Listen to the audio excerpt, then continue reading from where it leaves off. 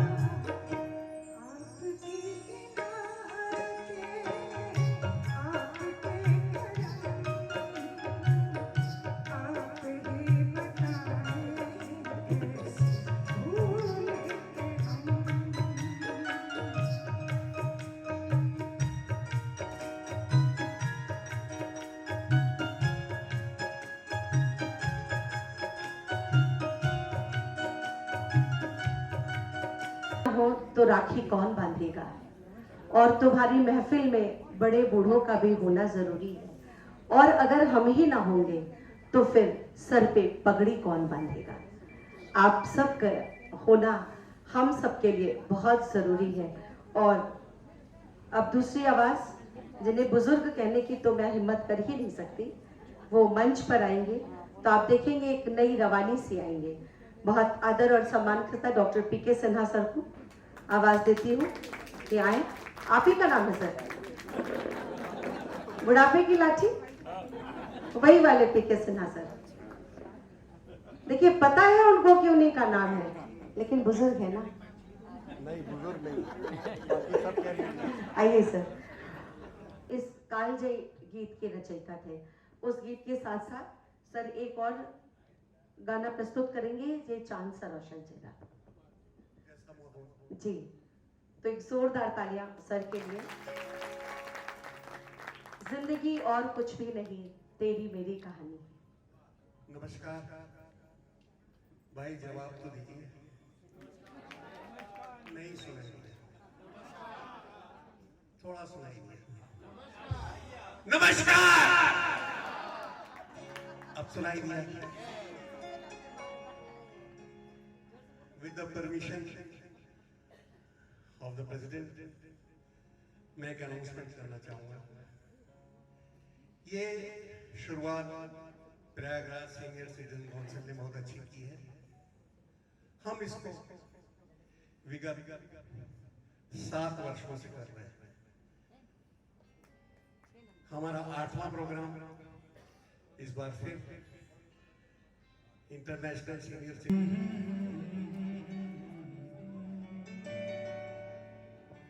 मगर लगता है कुछ ऐसा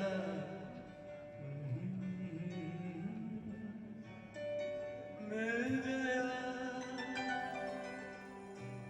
ना तुम हमें जानो ना हम तुम्हें जाने, मगर लगता है कुछ ऐसा मेरा हमदम मिल गया।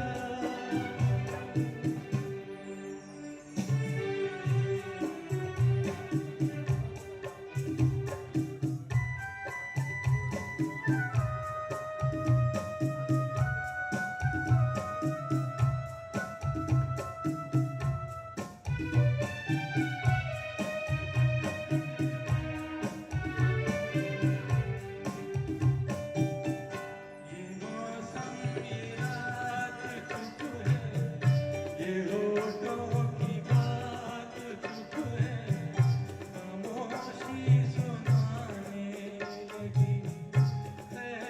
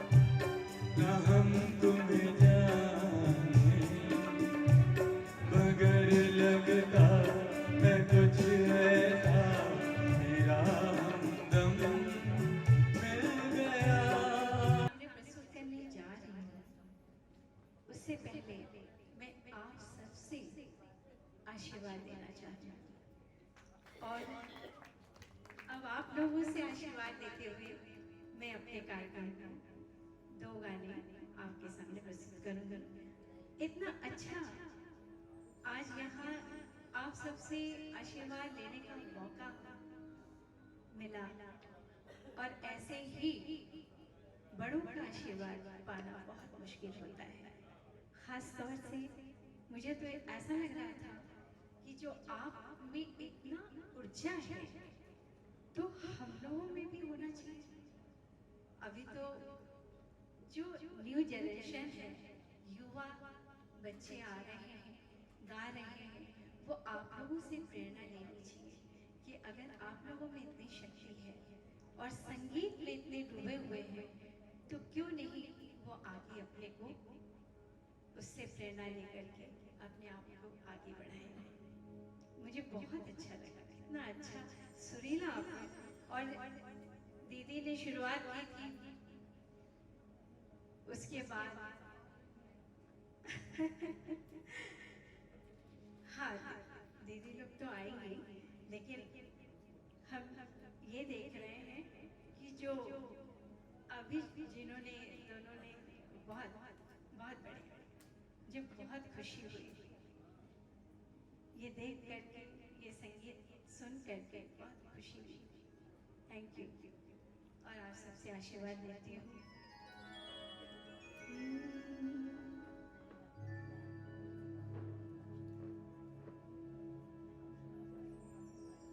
एक झूला प्रस्तुत कर रही हूँ। झूला कभी भी गाते हैं। प्यारी प्यारी चलो चले मिल के झूलावे झूलना, प्यारी चलो चले मिल के झूलावे झूलना, प्यारी चलो चले मिल के झूलावे झूलना, झूलावे झूलना झूलावे झूलना,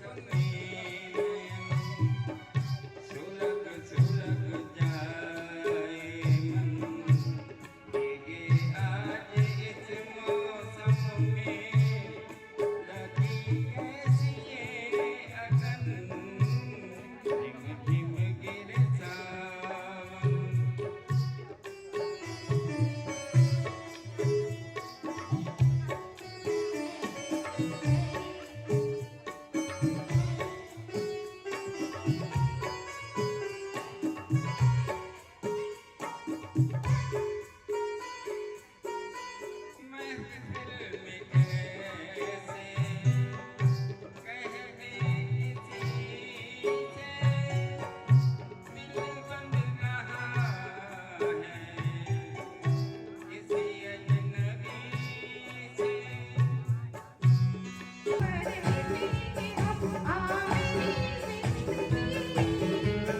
बिन तेरे सनम मर मिटेंगे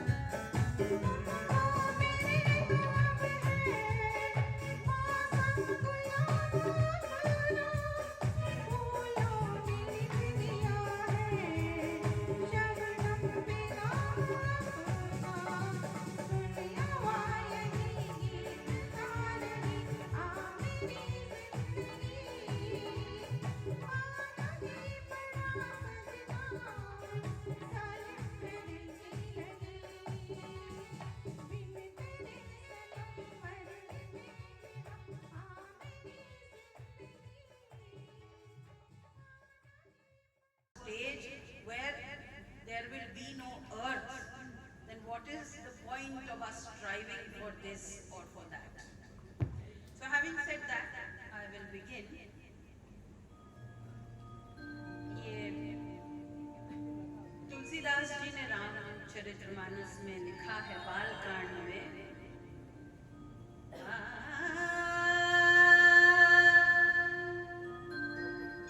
वर्षा ऋतु रघुपति भगति, वर्षा ऋतु रघुपति भगति, तुलसी साली सुदास,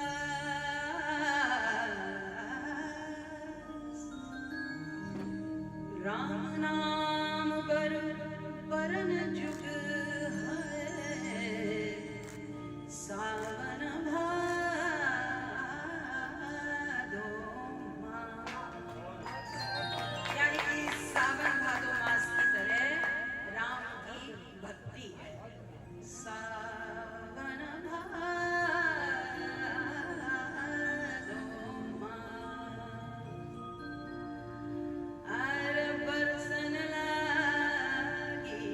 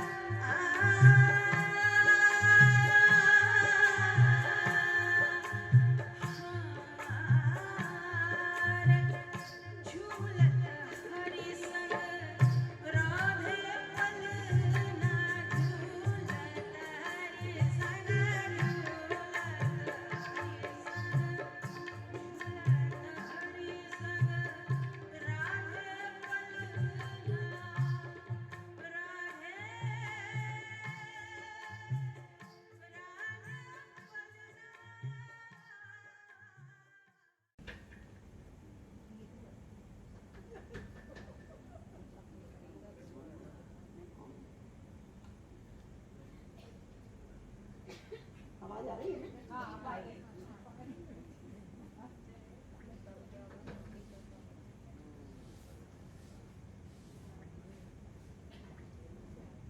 ओहो, कौन आएंगे तो एकदम घोड़े पे सवार, जिसको देखो 1 मिनट का चैन नहीं है। ओहो, आ गए आइए। मौसी जी। आओ बेटा, आओ बेटा।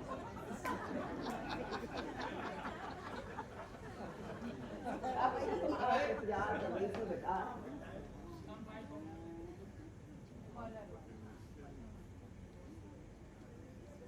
तुम्हारा माइक है चालू? हाँ मौसी, आने में थोड़ी देर हो गई। थोड़ी देर बेटा, 4 घंटे से इंतजार कर रही हूँ मैं तुम्हारा।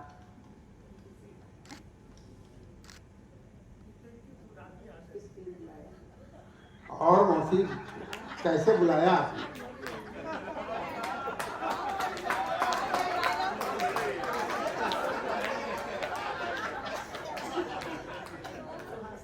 और बेटा कैसे हाल चाल है? बहुत बढ़िया। धीरे बेटा, धीरे, इतनी देरी नहीं हुई अभी, सुनाई देता है, थोड़ा आराम से बोलो बेटा। और मौसी कैसे याद किया? अरे बेटा वही, ये जो पिछले साल बना है ना, ये जो वरिष्ठ नागरिकों का जो क्लब बनाया है, वो क्या नाम है? Prayagraj senior council. हाँ हाँ, वही वही वही। अरे उसी के चक्कर में बेटा बड़ा असमंजस में रहती। अब पिछली बार भी वही था, अब फिर नया साल शुरू हुआ तो फिर वही असमंजस कि उसका सदस्य बने कि ना बने। अब बेटा किसी का बनो तो सोचना समझना तो पड़ता है ना, सबकी कि कौन कैसा है, उसमें क्या कर रहा है, क्या नहीं कर रहा है, कौन कैसे लोग हैं, समझना तो पड़ेगा ना बेटा। तो मैंने ये सोचा कि तुमसे अच्छा तो कोई मुझे बता नहीं सकता, क्योंकि तुम्हारी तो इतनी जान पहचान है पूरे शहर में, इतने आदमी तुम्हें जानते हैं, और आदमी क्या है, तुम्हें औरतें भी तुम्हें। और मौसी कैसी है? मैं तो ठीक हूँ बेटा, तो उसी बारे में तुमसे बेटा मुझे विचार विमर्श करना था जरा। हाँ मौसी। अरे अच्छा, तो मौसी क्या और क्या परेशानी आपको है? बेटा ये परेशानी है कि ये जो हर बार ये जो मीटिंग करते हैं, इनकी सब देखो तो डॉक्टरों को बुलाते रहते हैं हर बार। पिछले साल कभी पेट का डॉक्टर, कभी दिल का डॉक्टर, कभी हड्डी का डॉक्टर, कभी कोई और डॉक्टर, जो नए नए आजकल नई नई बीमारी चली है, नए नए डॉक्टर, बेटा मुझे तो उनके नाम भी नहीं आते। और बेटा बड़ी परेशानी होती है, डॉक्टर की सुन के जाओ, अब 2-4 दिन तो नींद ही नहीं आती। अब कभी दिल के डॉक्टर की सुन ली तो ये लगता है कि अब जरा सा कुछ हुआ वही हार्ट अटैक तो नहीं है। अब पेट में दर्द हुआ जरा सा तो भैया कहीं कोई पेट की बीमारी तो नहीं हो रही, यही बेटा बस चिंता में बेटा यही लगी रहती है। तो बेटा अब ये ऐसी वो कराने से क्या फायदा? अरे कोई अच्छी जो है वो कराओ, कोई बड़े लोग हैं, कोई भजन कीर्तन, कोई साधु संतों को बुला के कोई प्रवचन कराएं। जब देखो डॉक्टर लोग काफी अच्छी बातें भी बताते हैं मौसी। अरे क्या अच्छी बातें बताते हैं बेटा, हर समय बीमारी की बात बताएंगे, और क्या अच्छी बात बताएंगे। और मौसी क्या बात है? और अभी मैंने सुना 2 दिन पहले, ये जो वो अपने उसके जो जज साहब है ना, बता रहे थे कि हम वरिष्ठ नागरिकों को उम्र का कोई एहसास ही नहीं होने देंगे। अब रोज डॉक्टरों को बुलाएंगे तो उम्र का एहसास नहीं होगा। और मौसी क्या सोचते हैं? अब बेटा और वही, और क्या, वो जो रोज वो उनको बुलाते रहते हैं रोज, ये जमीन जायदाद के लिए वकीलों को। अब बताओ, हम तो बाप दादा हमारे, हम तो इतनी जमीन जायदाद थी, सब बांट के चले गए, उसमें ये वकीलों की मीटिंग की कौन जरूरत है बेटा, ये बताओ। अरे देखिए, अब तो नए नए कानून बन गए हैं, लड़कियों को भी उतना ही हिस्सा है, लड़कों को भी बराबर का हिस्सा है, इसलिए वकीलों की जरूरत तो पड़ती ही पड़ती है। अरे बेटा रहने दो, ये वकील तो मुझे बिल्कुल पसंद नहीं है।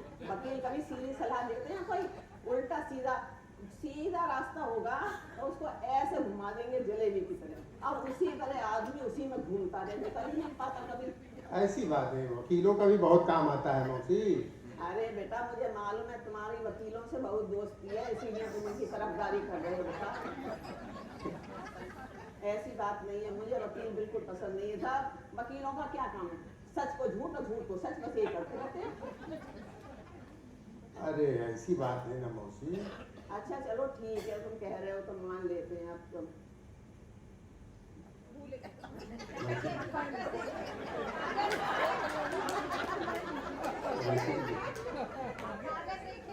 हाँ बेटा, एक समस्या और है। हाँ बताइए। ये जो तुम्हारे जो अध्यक्ष जी है ना, हाँ ये खाने पीने के बड़ी महेश्वरी जी? पता चला। हाँ वही। जब देखो दोस्तों के साथ मिल मिल के बस खाने के ही कार्यक्रम बनते रहते हैं। अब ये बताओ कि ये जो एक तो ये मैं टीवी जब खोलो टीवी, उसी में ये अंग्रेजों ने मेरे जो चलाए हुए ना mother day, father day, chocolate day, और मेरे वो कौन सा जो लड़का लड़की एक दूसरे को फूल देते हैं, वैलेंटाइन डे। Valentine day. अब बेटा, और इन्होंने अपने नए डे निकाल दिए, जलेबी डे, समोसा डे, कचौड़ी डे, लस्सी डे, कॉफी हाउस डे। अरे मौसी ऐसी बात नहीं है। अरे बेटा, अब मुझे तो ये समझ नहीं आता ये कौन सी उल्टी गंगा बहा रहे हैं बेटा। एक तो डॉक्टरों को बुला बुला के रोज ये उनसे कहलवाएंगे कि ये मत खाओ, वो मत खाओ, इतने छटाक खाओ, कितनी खाक अमरूद की खाओ, कितना जूस पियो है, और किस समय खाओ। अरे बेटा, हमारी तो उम्र बीत गई, इतने बड़े हो गए, हट्टे खट्टे हैं, समय डॉक्टर बताएगा कि किस समय खाएं हम। अरे जिस समय भूख लगे, जिस समय पेट गुड़गुड़ाए, उस समय खा लो। अरे मौसी ऐसी बात नहीं है, मन है कि मानते नहीं ना, आप क्या करें। हाँ वो तो बेटा तुम्हारी काया ही देख के समझ में आ रहा है। लेकिन बेटा मन को थोड़ा समझाओ, मन के अनुसार नहीं चला जाता है, मन को समझाया जाता है। और मौसी कैसी है? अब ठीक हूँ बेटा, लेकिन एक बात समझ लो कि तुम लोग जो इस उम्र के जो लोग हैं ना, ये समझते हैं कि हम लोगों को तो कोई अकल ही नहीं है, बुढ़े हो गए तो बेकार हो गए हम लोग। हम लोगों ने धूप में बाल सफेद नहीं किए बेटा, हम लोगों के पास बहुत अनुभव है।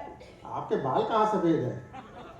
अरे बेटा, इसकी तो तुम जानते हो, जान रहे हो, ये तो कोरोना के बारे में तो सभी जानते हैं ना बेटा। कोरोना में तो पूरी दुनिया में जितना कहर ढाया है, सब कुछ उलट पुलट दिया। जो कभी नहीं हुआ वो कोरोना ने कर दिया। उसी में जब मैं बीमार हुई ना, कोरोना हुआ ना, मेरे बाल एकदम सफेद थे, एकदम काले हो गए। अरे अच्छा मौसी, कोरोना ने तो क्या क्या कर दिया, आज तक तो उसकी तह तक पहुंच ही नहीं पाए हम लोग।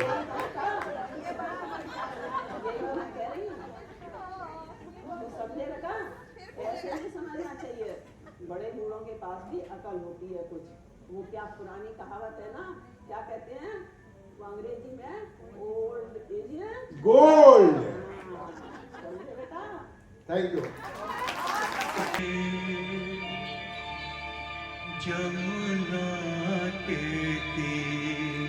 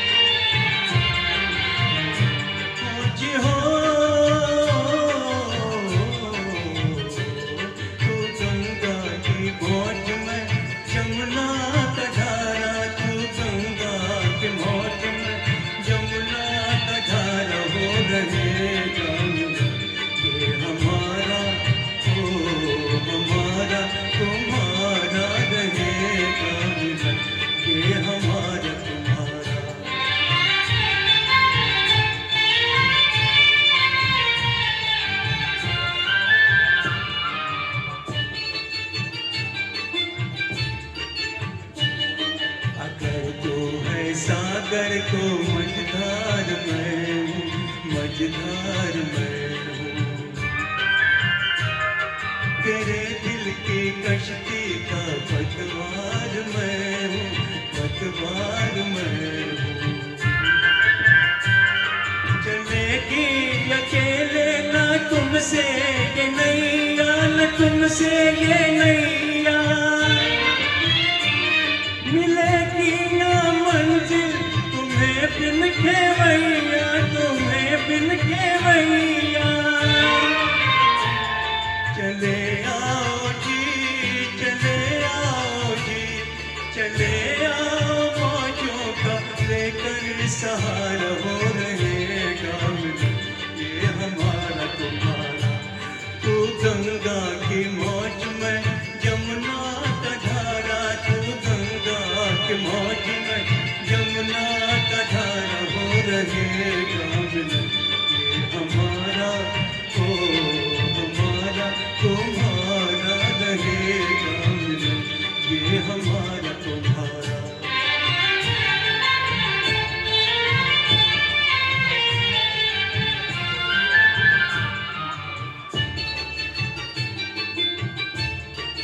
भला कैसे टूटेंगे बंधन ये दिल के बंधन ये दिल के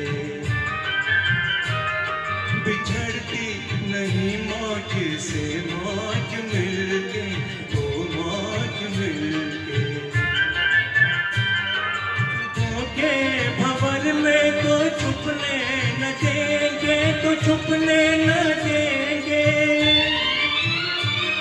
डुबो देंगे नैया तुम्हें ढूंढ लेंगे तुम्हें ढूंढ लेंगे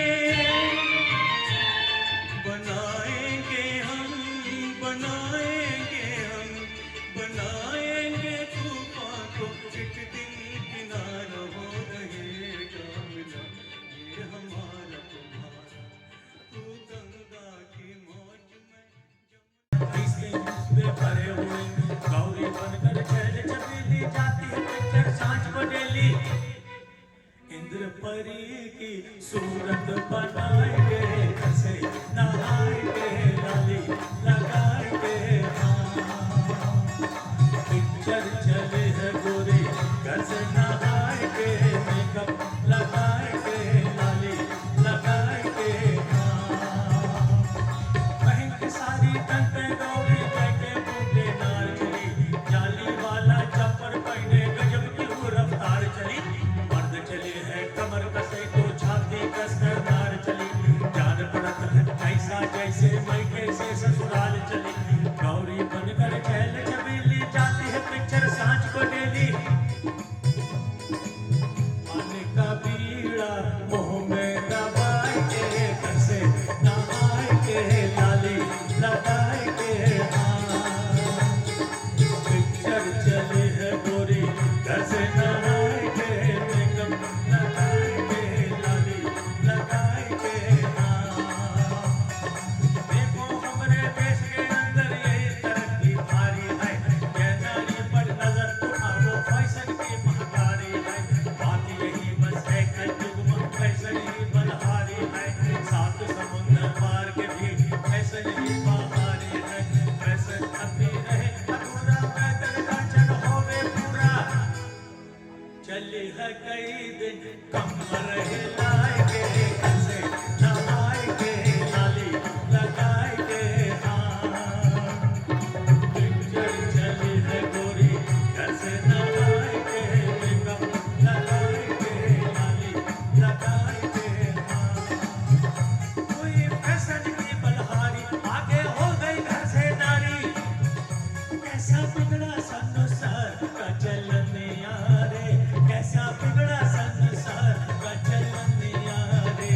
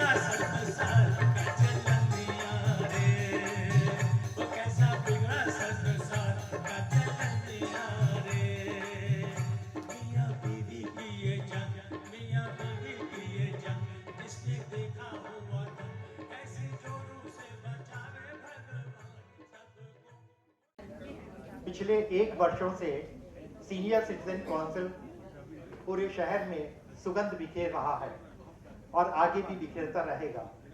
जयशंकर प्रसाद जी की पंक्तियां भारतीय आदर्श हैं।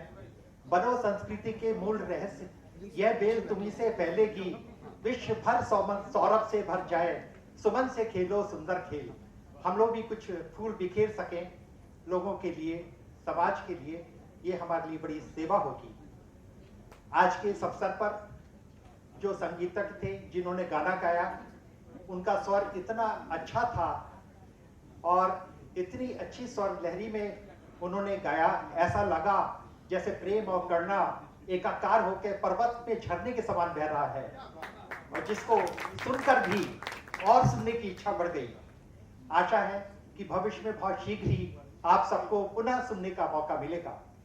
इस श्रमसाध्य कार्य को करने में जस्टिस राजेश जी, नरेश जी, अविनाश जी पिछले कई माह से लगे हैं, जिसकी वजह से और उनके प्रयासों से ये कार्य संपन्न हो सका है।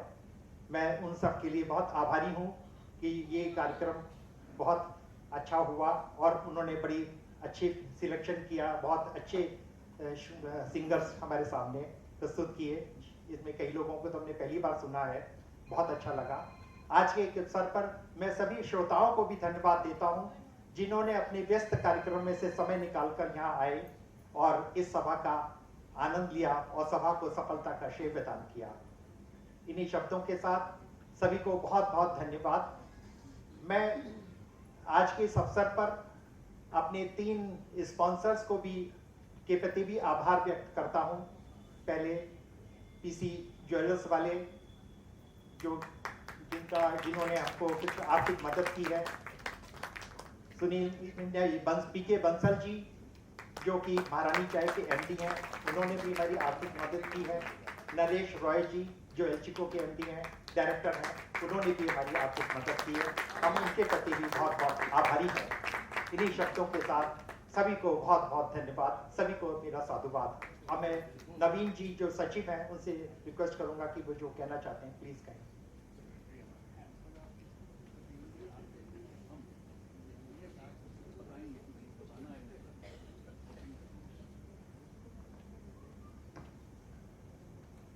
आप सभी को राम राम। आशा है आपको आज का कार्यक्रम पसंद आया होगा। जो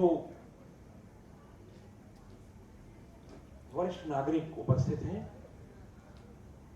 अगर उन्हें हमारी काउंसिल के कार्यक्रम पसंद आ रहे हैं तो मैं उनसे आग्रह करूंगा कि वे सदस्यता का फॉर्म भर करके जमा करें, और जो सदस्य बन चुके हैं उनके संबंध में ट्रस्टीज के द्वारा एक निर्णय लिया गया है कि सभी को एक मेंबरशिप कार्ड जारी किया जाएगा। ये कार्ड 1 वर्ष के लिए वैध होगा और उसका उद्देश्य ये है कि विभिन्न अस्पतालों में, विभिन्न स्थानों पर जहां काउंसिल अप्रोच कर रही है, संपर्क कर रही है, उन संस्थानों में जो इस मेंबरशिप कार्ड के साथ जाएं और वहां दिखाएं तो उन्हें बहुत सी प्राथमिकताएं मिल सके, जिसके लिए काउंसिल के द्वारा निरंतर प्रयास किए जा रहे हैं। समय के साथ वो सारी जानकारी आप लोगों को प्रदान की जाएगी। आपने सदस्यता बनते समय एक सदस्यता का फॉर्म भरा होगा। उसके अतिरिक्त ये जो सदस्यता का कार्ड बनना है उसके संबंध में एक फॉर्म आज अभी आप सभी लोगों को उपलब्ध कराया जाएगा, और आपसे आग्रह है कि उस फॉर्म को भर करके इसी में दिए गए व्हाट्सएप नंबर पर भेज दीजिए, जिससे कि इस जानकारी के आधार पर आपका सही मेंबरशिप कार्ड बन सके। उसी क्रम में मेरा आग्रह यह है कि जो भी जानकारी भरें वो अंग्रेजी में और बड़े अक्षरों में भरें। दूसरी चीज उसके संबंध में ये है कि इसमें जो एक छायाचित्र यानी कि फोटो चिपकाया जाना है वो रंगीन छायाचित्र हो। और तीसरी बात यह है के दिए गए नंबर पर इसको भेज दें। इसमें बहुत अधिक जानकारी नहीं है। नाम, जन्मतिथि, date of birth, sex, address, mobile number, blood group, और यदि कोई हेल्थ इशू आप इंगित करना चाहें तो उसकी जानकारी इसमें आप दे सकते हैं। इसमें जो मेंबरशिप नंबर की जगह खाली पड़ी हुई है वो काउंसिल के द्वारा बाद में आवंटित की जाएगी। इसके अतिरिक्त 2 मोबाइल नंबर देने के लिए भी या कॉन्टैक्ट नंबर देने के लिए भी जगह दी गई है कि आप किसी इमरजेंसी में कॉन्टैक्ट करने के लिए 2 नंबर देना चाहें तो उनके साथ आपका संबंध क्या है, रिलेशनशिप क्या है और उनका मोबाइल नंबर क्या है, ये जानकारी भी इसमें दे दें। तो ये मेरा आप सभी से आग्रह है। ये मेंबरशिप। हेलो, श्रीमती रंजना त्रिपाठी जी को आपने अभी सुना। इन्होंने जैसी एंकरिंग की वो भी आपने देखा। ये यहाँ की प्रयागराज की एक ऐसी प्रतिभा है कि जहां इनको हर जगह पर जो भी बड़े बड़े कार्यक्रम होते हैं, आप लोगों की जानकारी में होएगा, जो भी बड़े बड़े कार्यक्रम होते हैं, इवन लखनऊ में जो विधानसभा और जो सरकारी जो कार्यक्रम होते हैं बड़े बड़े, उनमें जो है आपको एंकरिंग के लिए बुलाया जाता है। ये हम लोगों के लिए बड़ी खुशी की बात है कि ऐसी प्रतिभा जिसके एंकरिंग की हर जगह चर्चा है वो हमारे प्रयागराज में है। हम आपको बहुत बहुत अब धन्यवाद किस तरीके से दे, धन्यवाद तो देना ही बड़ा मुश्किल की बात है। आपने जिस तरीके से इस कार्यक्रम को चलाया, आगे बढ़ाया है, उसके लिए जो है बहुत बहुत धन्यवाद। और एक टोकन जो है वो स्मृति चिन्ह कहिए या यादगार कहिए या आशीर्वाद कहिए, एक फोन पर आपने कहा कि अरे सर मैं तो जो है आप बताइए कहां कैसे प्रोग्राम है। एक बार दोबारा फोन नहीं करना पड़ा। दोबारा आज मैंने फोन केवल किया इनको प्रोग्राम की नंबरिंग देने के लिए कि 1 2 3 4 5 6 7 8 अप टू 10 जो है कैसे हमारा प्रोग्राम चलेगा। बस इसके पहले हमने कुछ नहीं किया और इन्होंने सब कुछ अपने आप ही सब तैयार कर लिया है। मैं बहुत आभारी हूं इनका। और समाप्त होता है। आप लोग सभी जो है चार्ट के लिए आमंत्रित हैं। बाहर चार्ट जो है वो है व्यवस्था उसकी, सभी लोग चाट का आनंद लेकर के जाएं और चाट इतनी खाएं कि फिर घर पे जाकर के कुछ भी खाने की आवश्यकता नहीं होनी चाहिए, कम से कम आज की तारीख में। Thank you sir. और हमारे सभी वादक भाइयों को भी बहुत बहुत धन्यवाद। हम लोग फिर दोबारा मिलेंगे और जब दोबारा मिलेंगे तब तक के लिए जय हिंद, जय भारत, वंदे मातरम।